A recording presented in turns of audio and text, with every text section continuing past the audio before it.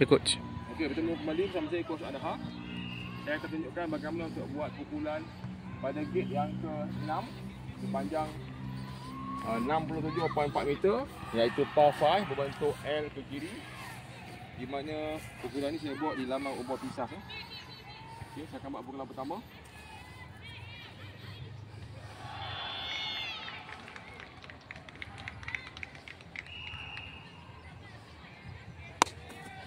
So, itu adalah pukulan pertama saya.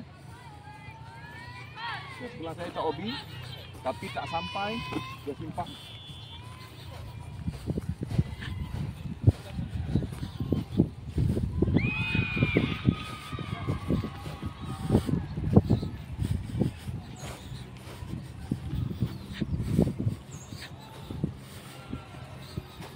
Ini pukulan kedua.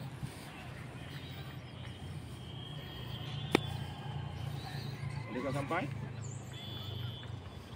Okey, lepas.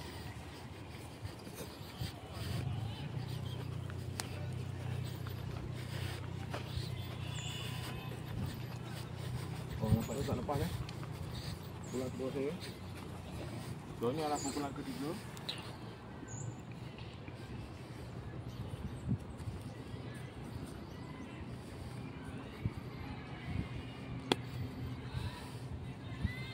Pukulan ketiga. Dan seterusnya pukulan yang keempat.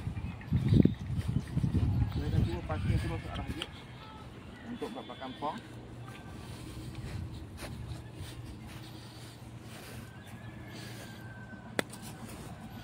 Jika bola masuk ke dalam gate. Oh, sikit lagi. Hampir-hampir Dan ini peluang saya yang kelima. Pukulan yang kelima saya. Kalau saya berjaya buat pukulan kelima, saya akan buat pukulan lebih satu pukulan daripada par.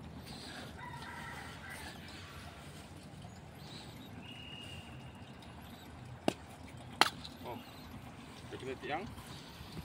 Pukulan kelima. Okey, ini saya tak ada angle untuk shoot. Saya kena pasti.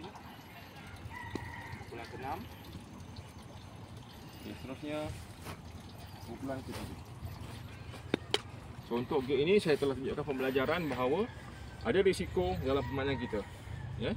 So, saya berjaya membuat 7 pukulan, 3 pukulan ekstra pada par. Terima kasih.